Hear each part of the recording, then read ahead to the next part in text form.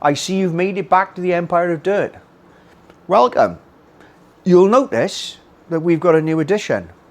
Another vehicle has joined the fleet of awesomeness. Why did we get one of these, you might ask? It's a very good question. Let me enlighten you.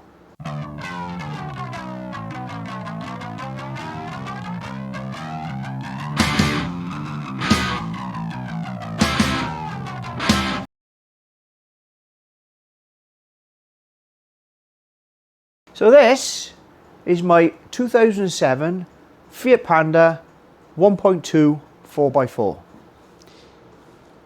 It used to be red. We went on an epic journey to pick this up, and if you haven't seen that and you want to get caught up, it's up there in the corner. There's the link. It's floating round. I can see it.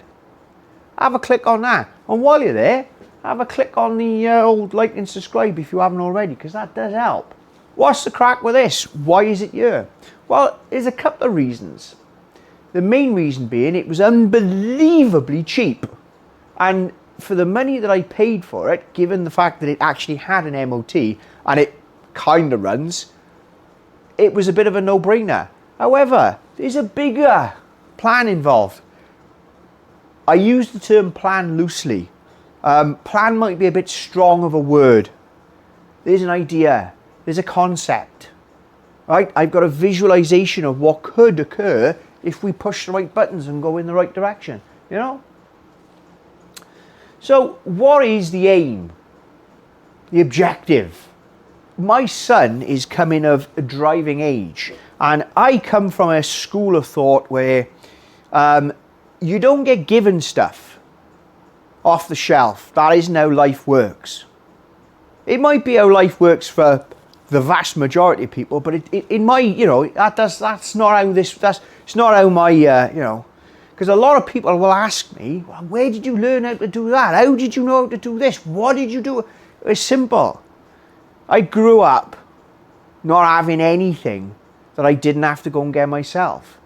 So if I wanted something, I either bought a crap one and fixed it, made it myself, or worked like hell for it. And that's what we're kind of doing here. Because in my opinion, this is a repair, reuse, release into the wild. We're keeping these things, you know. You don't need to go and have a new car, right? You can do this. You convert your time into something useful. You can either go and work your ass off and earn money and pay somebody to do this, or you can get your hands dirty and do it yourself. It doesn't matter which one, you know, but this type of thing is good for the soul, it's good for the planet, it's good for all those things. And what this, you know, the main intended use for this vehicle is that my son, who is now of driving age, will be able to get involved, have a crack himself, and learn how to drive in it. Just like I did when I was 17. Funnily enough, in a red four-wheel drive Fiat Panda. We are going to, you know, nurse this thing back to health. Give it a bit of a shot. Give it a bit of a, you know, and we're going to use it. The boy's going to learn how to drive. He's going to use it. And obviously, there's a couple of, you know, good things about this sort of, is this car was the slowest car you could buy when it was new. 0 to 60 in 20 seconds, you know. So I know he's not doing anything daft in it. Till he figures out it can go off-road. Now, I'm obviously going to document the rebuild. And I call it a rebuild because I have a feeling that by the time we get through a lot of this, there's going to be quite a bit of rebuilding. I'm hoping there's going to be no welding, but who knows. What I'm going to do in the immediate future is I'm going to get you into it. I'm going to take you around it. We're going to marvel in the engineering.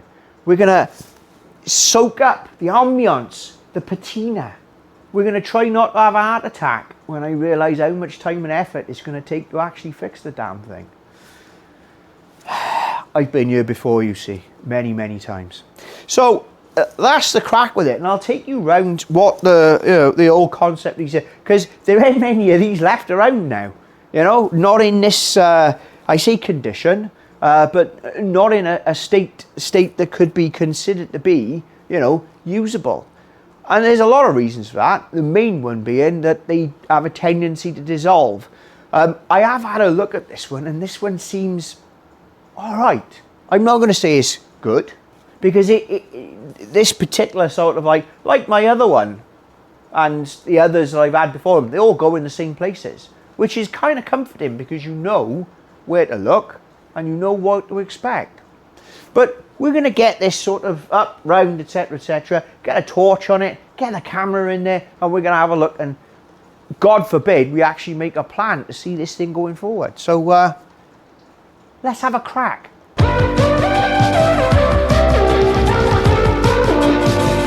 The bodywork, I got to get that elephant out the room. We are looking a little bit on the shabby side, and it's standard for these Fiat Reds, and it amazes me that all the years, you know, that they've been doing red cars, they all end up like this, right? And I get that there's a time when I mean, look at that, I don't even know what that is. Actually, I think I do. I think that's what bird poo does to things if you leave it on there. This car was cosmetically uncared for. I got a, I mean, look at that. Right. The chap that I got the car off didn't seem to mind spending money on the mechanicals, but he couldn't put a pound in a jet wash, you know. We have given this a blow over. We have cleaned this. About 3 tons of crap come out from behind the old plastic trimmage that is standard on these 4x4s. Yeah. It's a standard car, like there is nothing, you know, and it does have a few battle scars, you know. We got cloudy headlamps, that's all right, we can fix that. We got a bit of, you know, and where's scratches, you know, that's gone there, it's gone there, and we got, it's a bit of a dent there. And let's have a look in the boot now. The boot is full of parts, and they weren't left there. That's what I've got, because I've had a look round. I know what we're dealing with. It was professionally repaired by, looking at it, the apprentice. I'm not entirely sure what this was welded with. It looks like it was probably one of them little bloody gasless welders, but that's a bit of a shame, that is. That's going to require redoing. So what we got here is a 1.2 8-valve fire engine. This particular version, which I believe is the got the multi-point fuel injection in it, single throttle body, that type of thing. This is a massive, you know, 60 horsepower, yeah, which is why this beast performs so well, and it has the 0 to 60 of 20 seconds. And as I might have mentioned, it is quite literally, or was, the slowest car you could buy new. Huh? Huh. Now, I like these engines. They're reasonably reliable.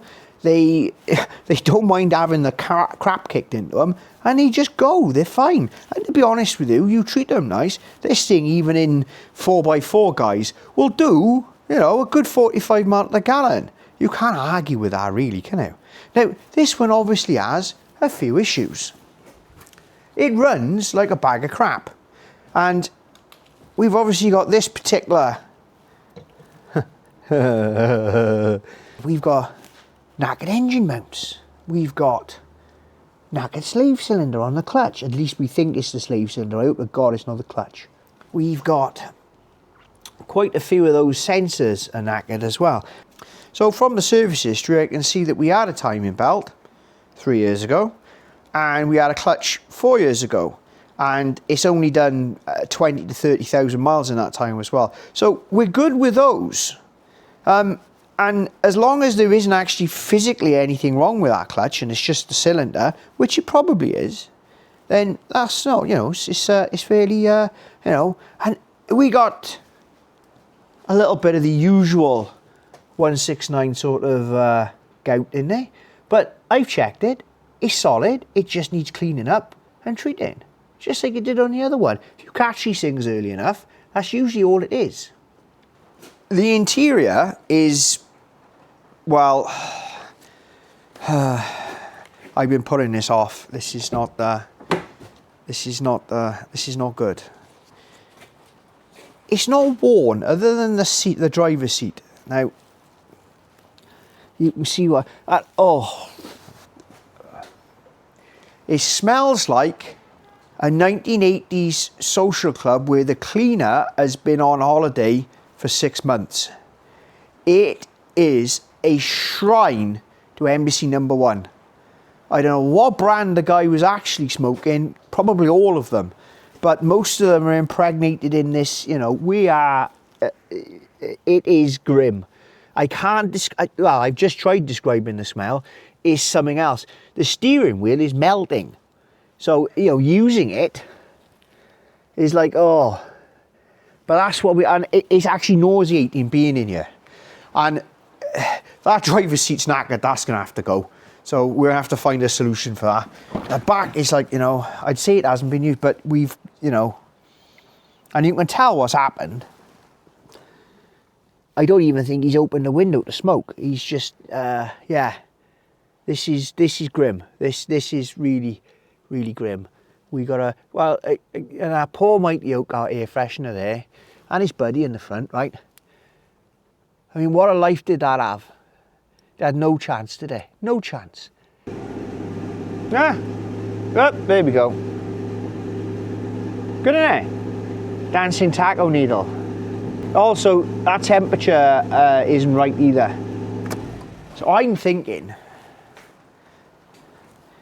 that sensor-wise, we've got a bit of a funny mixture thing going on here. So I'm thinking air temperature, water temperature, these sensors are reporting errors, and that's what we've got going on here, because this is, well, it's still warm actually from the drive up here.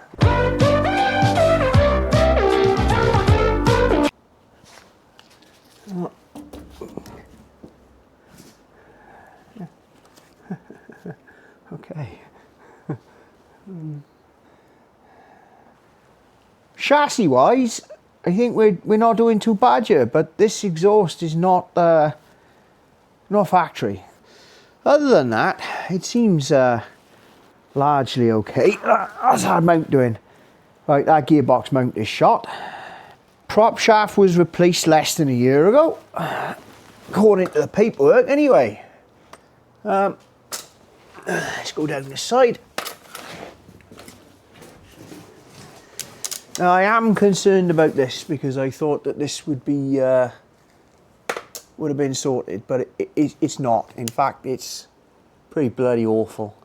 That welding job is shit. That's disappointing, that is. Now, looking at the subframe, which is another big area of concern on these, what I'm seeing here is a lot of surface rust, and I'm not too worried about that, because that means that it's sound. And looking at it and where it goes, which is all of this, it's all surface, which means we can clean that off, give it a bit of the old full rebuild powder coat, and we can get that back to normal, you know. Again, it looks, other than that crusty, is that the right angle? Yeah, it appears to be. And these calipers are completely shot. Well, they're not shot, but they're not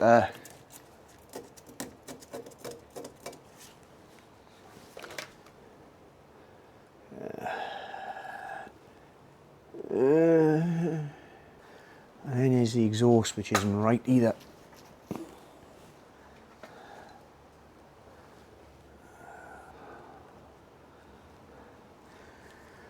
Those shocks are one winter away from being completely useless, and it looks like the bushings have gone as well.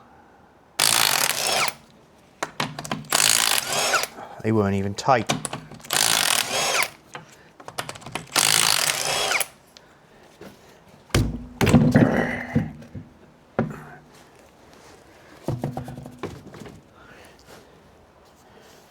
Oh, no guard on this one. I've seen worse, but not much worse.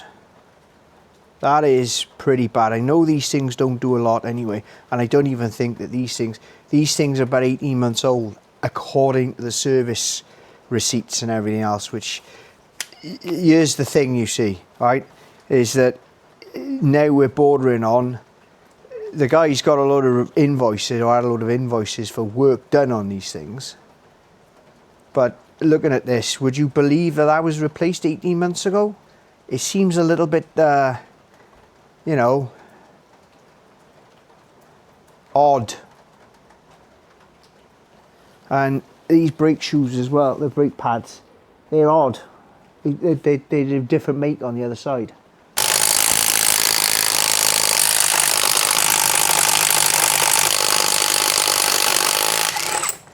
Ah, see?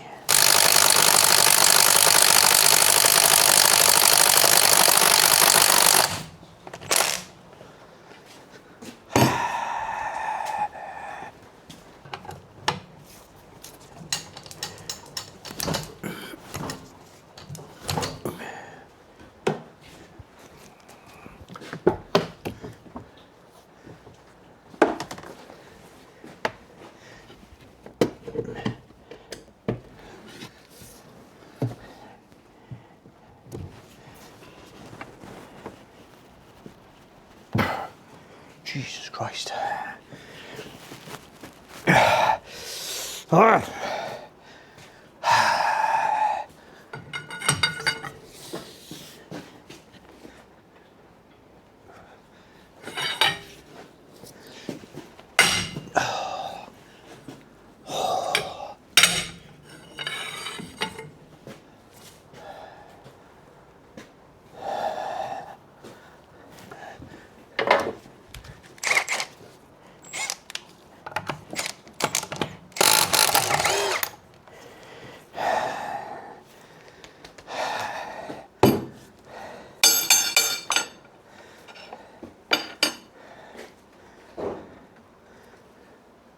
Yeah, oh, probably not, but that is where it's corroded on the wheel.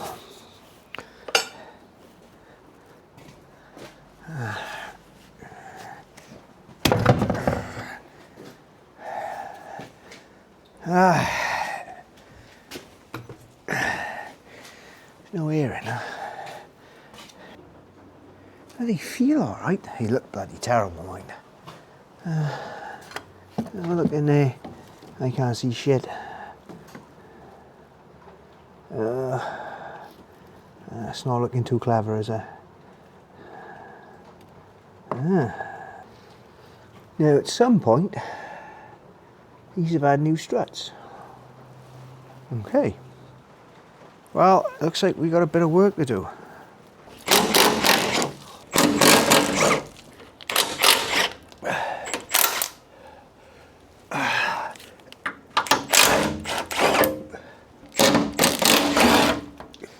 Yeah, that's the current state of affairs. It's not crime and punishment under here. That manicat there has been replaced at some point. Clearly a seal. Yeah, there you go, there you go. They love making a noise, don't they? That's the selector shaft seal, which is common. And that's why that is a bit, looks a bit thin there. The CVs and everything are fine. The gearbox seals are fine. Look at that. That transfer case there. That's cute, isn't it? Rear dog bone, shot, got holes in it. Look at it. Engine mounting at the top has gone as well. I don't know with these just need cleaning. This one has been replaced. That one I'm not so sure about. But it's fine either way. Everything's looking, you know, and this thing came off, you know, and do you think that was replaced in December? See, I get the impression that given all the invoices I've got and all the things that have been apparently done to this car, and you have a good look at it and you have a good dig round. It's like that welding was only done in December. I mean, really? Looking at that hasn't been replaced there, none of that's been, but this one probably have. What I think we're going to have to do is we're going to have to drop this back, put the wheels back on, drop this back on the floor, and put some blocks underneath this to get it up and raise it up another 30-40 mil, so we can make sure that we got space to play around with that exhaust. It's alright, that.